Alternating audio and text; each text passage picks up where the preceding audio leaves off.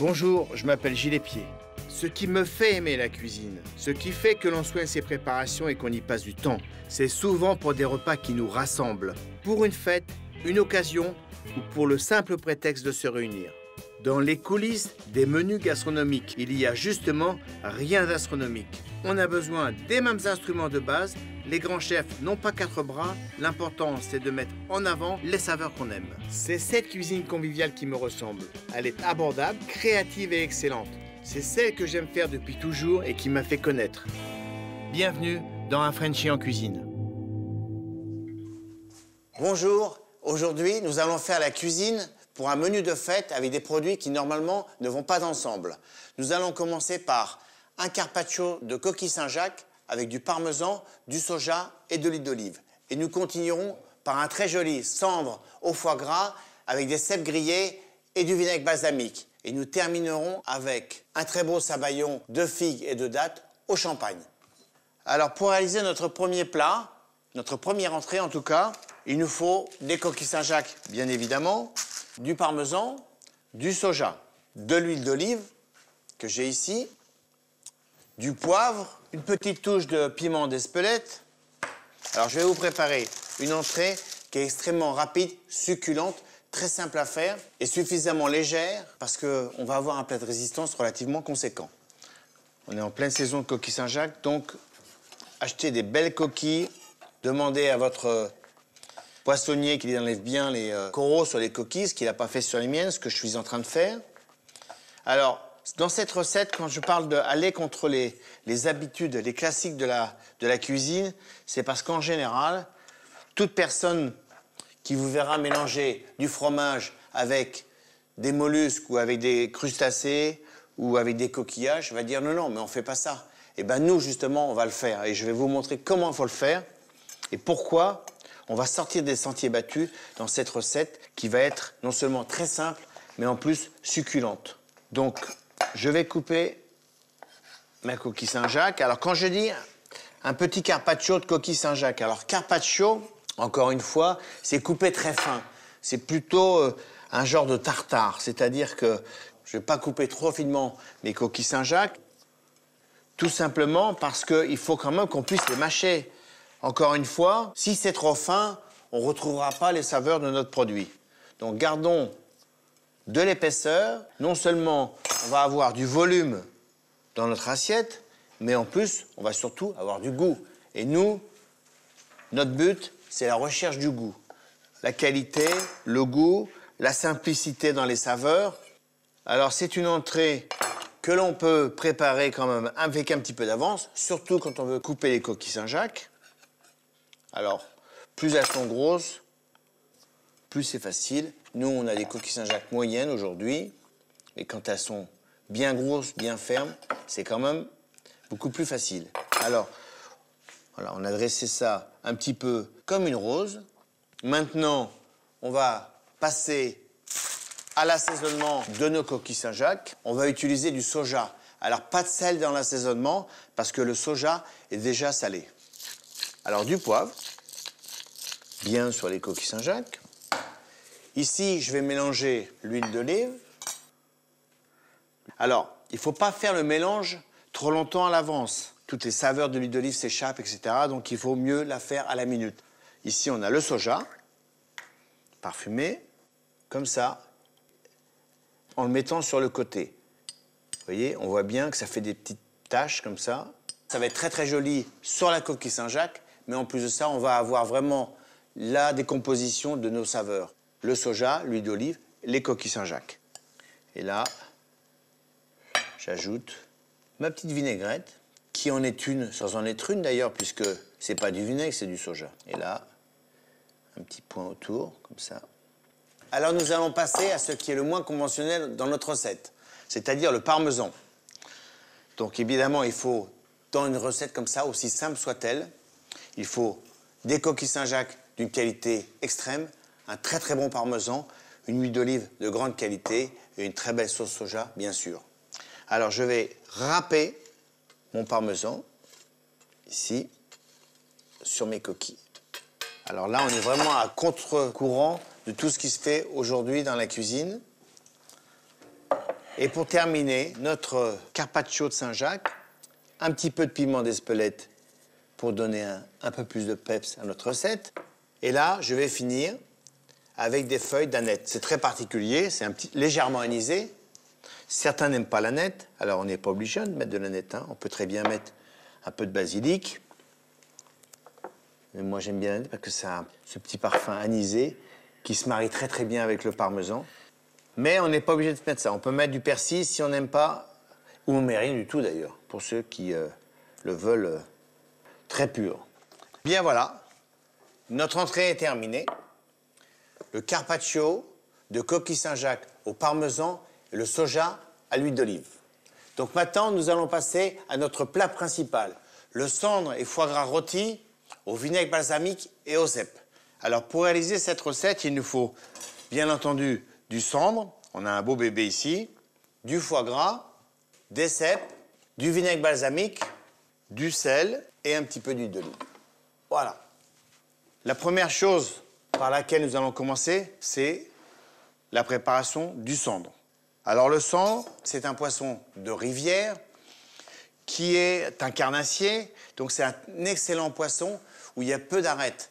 Dans les grands carnassiers, dans les rivières, chez nous, on a le cendre et le brochet, qui sont des poissons avec des chairs très très fines.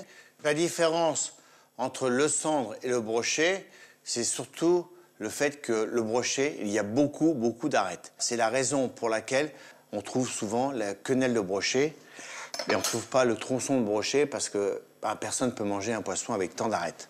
Alors, le cendre, la particularité du cendre, c'est d'avoir très peu d'arêtes. C'est d'ailleurs pour ça que les chefs l'adorent, parce qu'ils n'ont pas besoin d'enlever les arêtes avec des pinces à épiler. Alors ici, on a un joli cendre d'à peu près 4 kg. Alors je vais lever les filets. Alors il faut juste un petit peu de concentration parce que ça a des arêtes très très épaisses. Donc il ne faut surtout pas faire de bêtises pour ne pas se couper. Chez le poissonnier, il se fera un plaisir, lui, de vous lever les filets. Donc pour lever le filet de poisson, donc j'ai bien décollé le filet le long de l'arête, là. Et comme les arêtes sont très épaisses, il faut que je suive. D'ailleurs, on l'entend, vous voyez, ce bruit-là, ça c'est que l'arête est très, très épaisse. D'ailleurs, c'est un poisson extrêmement difficile à sortir de l'eau parce qu'il se bat comme un beau diable. Et là, je suis donc bien mes arêtes. Voilà. Vous voyez, un poisson très costaud. Et donc là, je vais récupérer juste mon filet. Alors le poisson, avant, je l'ai écaillé. Vous voyez, j'ai juste l'arête centrale ici qui se tient là. Donc là, ce que je vais faire, je vais juste lever mon filet sur l'arête. Alors ça demande juste un petit peu de concentration, mais c'est pas très très technique. Il y a une peau très épaisse sur le cendre. Hein. Je vais récupérer une belle pièce ici. Voilà, une belle pièce de cendre. Je vais le mettre de côté. Et maintenant, je vais m'attaquer à mes cèpes. Alors, l'intérêt d'une recette comme ça, c'est qu'on va mélanger du foie gras, du poisson et des cèpes. Donc, on a un mariage vraiment très original, très sympa et qui correspond bien à la saison. Alors, je vais éplucher mes cèpes. Ensuite, je vais les passer avec mon éponge neuve, bien sûr, hein, pour enlever juste la terre qu'il y a un peu autour, comme ça. Il n'y en a pas beaucoup, d'ailleurs. On va mettre à peu près un cèpe et demi par personne, parce qu'avec le foie gras, ça nous fera quand même un plat suffisamment conséquent, même si l'entrée a été légère. N'oublions pas que le foie gras, c'est quand même assez lourd. Alors, dans notre sauce qui va accompagner le cendre, il va y avoir uniquement du vinaigre réduit. Et là, on va bien conserver nos saveurs. Donc, on va avoir des couleurs, des saveurs et de l'originalité dans notre recette. Donc, nos cèpes sont faits. Donc là, maintenant, je vais passer à l'allumage de mes plaques. Très, très important d'allumer les plaques suffisamment à l'avance. Surtout, on ne démarre jamais ni un poisson, ni un légume sur une poêle froide. Voilà, j'ai mon foie gras ici. Je vais couper mon foie gras. Alors, le foie gras de canard est assez épais, mais là, lorsqu'il va cuire, on va perdre à peu près 30-40% de notre foie gras. Donc, c'est la raison pour laquelle je suis obligé de le couper épais. Maintenant, je vais assaisonner mon poisson. Comme à chaque fois, je mets un peu d'huile d'olive sur mon poisson. Pourquoi je mets un peu d'huile d'olive? Parce qu'au moment où je vais mettre mon assaisonnement, au moins, ni le gros sel, ni le poivre vont rester dans l'assiette. Au moins, ça reste sur le poisson. Et j'assaisonne que d'un côté, le côté peau, bien sûr. Parce que le côté peau va nous permettre d'avoir le poisson qui va cuire régulièrement avec une peau bien croustillante. Et la peau se mange également, donc on ne jette pas la peau. Alors moi, j'affectionne particulièrement le cendre parce que ça me rappelle beaucoup de souvenirs. J'ai pêché beaucoup de cendres avec mon frère, avec mes deux frères d'ailleurs. On a passé des années et des années à pêcher les cendres, des petits et des gros. C'est un poisson extraordinaire. D'ailleurs, ma mère le cuisinait très très bien, avec du beurre blanc. Mais là, on a un peu évolué. On va le faire avec du foie gras parce qu'aujourd'hui, on fait la fête. Et là, j'appuie un peu dessus pour empêcher qu'il se rétracte. Comme il est extra frais, tous les nerfs du poisson risquent de se rétracter. Hein? Donc, j'appuie dessus pour qu'il garde bien sa forme et que la peau soit bien croustillante. Et là, je laisse cuire tranquillement. Je vais profiter pour m'occuper de mes cèpes. Opération quand même délicate, il faut faire attention. Essayez de garder le cèpe entier comme ça. Je mets l'huile d'olive sur mes cèpes. Mon poivre. Alors, quand on cuit le poisson, une précision importante, c'est qu'il ne faut pas le bouger. Plus on le bouge dans la poêle, moins la peau sera croustillante. Alors, comme il est frais, il est long à cuire, bien sûr. Hein. Comme tous les produits extra frais, c'est toujours beaucoup plus long à cuire. Parfois, les gens disent « Ah, bah, le poisson, il est un peu dur. » Il n'est pas dur, il est ferme. C'est pas du tout pareil. Là, je vais griller mes cèpes. Alors, on va les faire griller, mais on va les garder croquants pour pas justement aller toujours au-dessus de la cuisson qui transformerait le cèpe en quelque chose de trop mou. Vous voyez, le cèpe, ça va vite, ça grille très vite. Champignons grillés, voilà. Ça va presque plus vite que mon poisson. Voilà, là on peut bouger un peu. Une fois qu'ils sont grillés, je réserve mes cèpes. Hein, c'est une opération qu'on fait en plusieurs fois. Mais une fois que c'est fait, ensuite on n'a plus qu'à rajouter les cèpes rapidement sur la grillade pour les réchauffer et passer au dressage. Voilà, je vais arroser un peu mon poisson. Légèrement. Voilà. Mes cèpes sont grillés. Hop, je les mets de côté. On n'est pas dans le champignon coupé en morceaux, sauté, dans lequel on ajoute de l'ail. C'est bon aussi, hein, l'ail, les échalotes, les herbes. On n'est pas du tout dans cette configuration-là. Quand je vais cuire mon foie gras, je vais le saupoudrer de sucre glace. Pourquoi sucre glace? Parce que ça va faire un caramel immédiatement sur le foie gras et ça va le rendre croquant et ça va quand même maintenir le foie gras ensemble. Là, je vais pas tarder à retourner le poisson. Voilà, vous voyez, la cuisson du... Je sais pas si vous voyez, mais la cuisson du sang, là, avance bien. Quand vous cuisez un poisson, au fur et à mesure que ça cuit, on voit le blanc qui monte comme ça. Donc, en général, il faut le laisser monter à peu près aux 3/4. Et au moment où la cuisson est à 3/4, là, on le retourne. Si vous le retournez avant, il faudra retourner plusieurs fois pour être sûr qu'il soit cuit. Au moins, là, vous êtes sûr de ne pas vous tromper. Donc, il faut prendre son temps. Parce que si on n'a pas le temps, il ne faut pas faire des plats comme ça. Donc là, il est prêt. Je vais le retourner. Le voilà. Et là, je vais le laisser finir de rôtir tranquillement. Alors, le principe d'arroser, hein, c'est facile. Je lève ma poêle, chambre au lait, et je fais attention de bien arroser mon poisson pour finir la cuisson. Alors pour contrôler la cuisson de notre poisson, que ce soit le sambre ou n'importe quel autre poisson, le petit pic est là pour être certain. Voilà. Il faut que ça résiste un tout petit peu lorsque vous traversez avec le pic. Si ça résiste de trop, c'est pas cuit. Si vous traversez très facilement avec le pic le poisson, c'est que c'est trop cuit. Donc nous, il faut qu'il soit juste cuit. Et là d'ailleurs, il l'est. Donc on va l'enlever. Alors un poisson trop cuit, bah, c'est dommage. C'est comme une viande trop cuite. C'est quand même dommage. Parce que quand même, ça prend du temps. Donc si on le fait, autant le faire bien, quoi. Parce que le faire mal, ça prend le même temps. Donc là, j'ai mis mon sucre glace sur mon foie gras qui est déjà salé poivré. Et là, je mets mon foie gras. Je laisse cuire à haute température. Mes cèpes que je vais reposer sur ma grillade qui reste encore tiède pour les maintenir au chaud. Mon foie gras qui caramélise là, on le voit bien.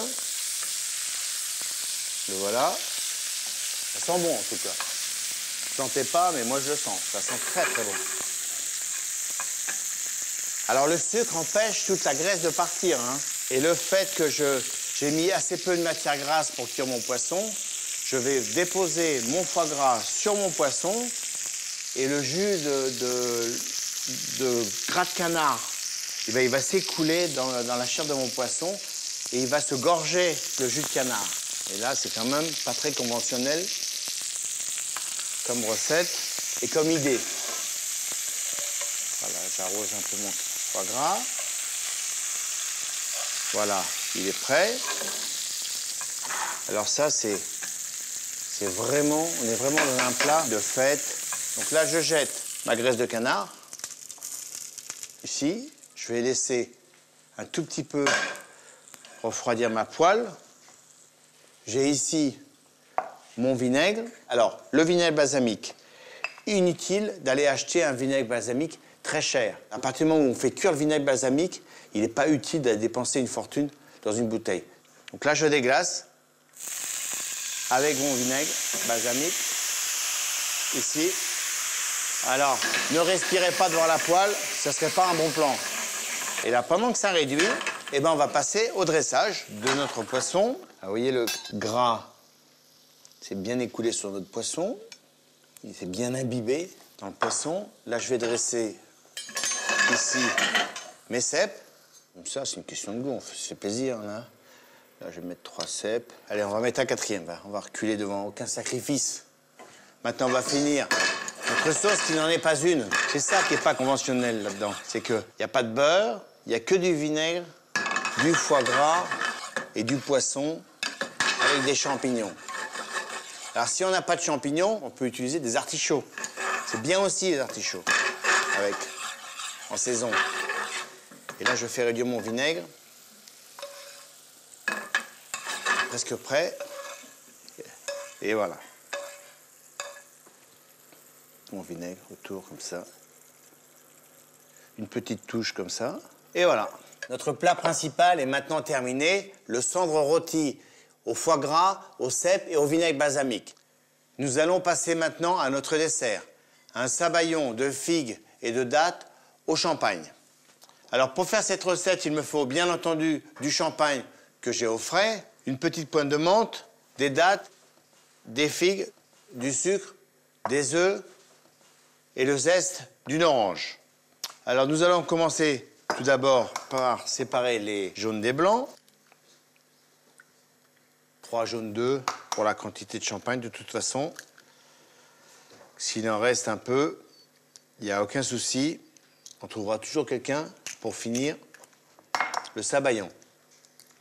Alors, c'est une recette qui est très simple, mais qui est à la fois très originale et pleine de saveurs parce qu'on mélange des dattes et des figues avec quelque chose de très français, le champagne. Alors, non pas que les figues ne soient pas françaises, mais les dattes, en particulier, on en trouve en France, mais on en trouve surtout au Maroc ou en Tunisie. Alors, je vais monter d'abord mes fruits dans mon verre. Alors, j'ai choisi un verre, je trouve que c'est beaucoup plus sympathique d'amener ça dans un verre alors qu'on a servi l'entrée et le plat dans les assiettes. Alors, je vais faire mon montage. Bon, il faut un couteau qui coupe bien.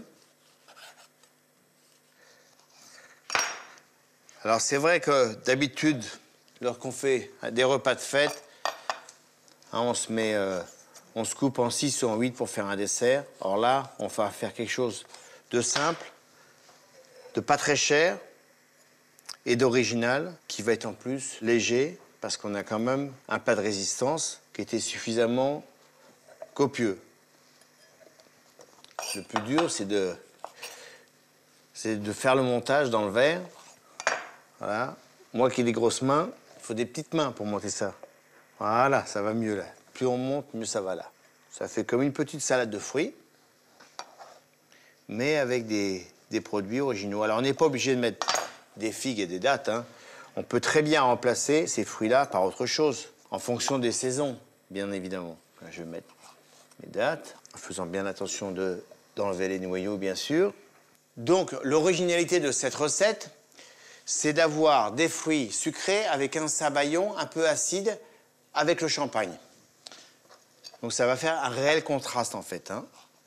Là, je finis avec ça. Je vais rajouter une petite figue par-dessus pour terminer. Voilà. Donc, nos fruits sont prêts. Et maintenant, nous allons passer au sabayon. Je mélange ça. Maintenant, je vais chercher mon champagne. Et on va pouvoir commencer à monter le sabayon. Du sucre. 2 bonnes cuillères et demie à soupe de sucre pour 3 jaunes d'œufs. Je mélange. Énergiquement, on peut le faire aussi bien avec un petit batteur électrique, si on en a un. Hein. Moi, je n'ai pas de batteur électrique, mais je le fais comme ça. Voilà, on les voit qui blanchissent, là. Voilà. Et là, je vais ouvrir mon champagne, en espérant que ça n'explose pas. Je suis pas champion, moi. Allez, on chauffe. Les jaunes d'œufs. Et là, quand ils sont au bain-marie, là, il faut surtout pas s'arrêter de fouetter, parce qu'auquel cas, ça va cuire et c'est pas bon. Donc là, ils vont commencer à mousser. D'ailleurs, je les sens, moi, en les battant, qui s'allègent, et on les voit qui commencent à blanchir. Et là, j'ajoute petit à petit le champagne.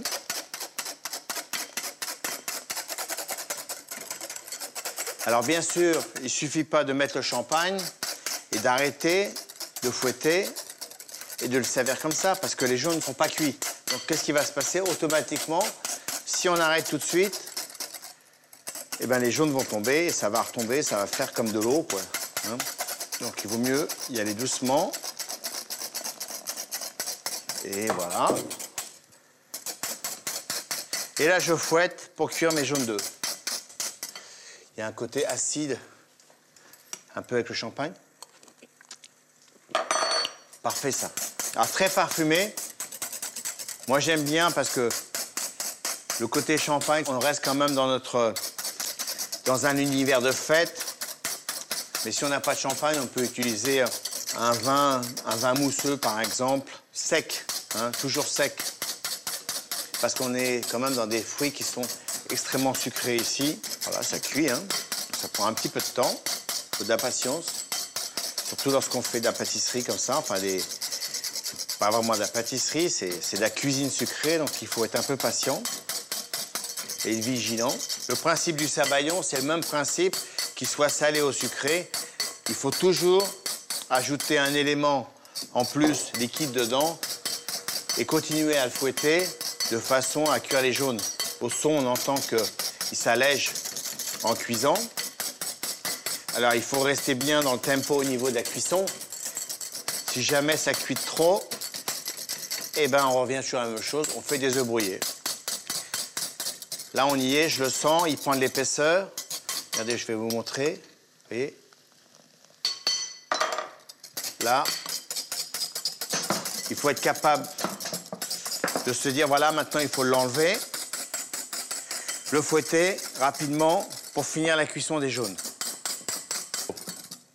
Alors, maintenant, on va passer à la finition de notre dessert. Une petite goutte de champagne. Sur mes fruits comme ça. Mon sabayon.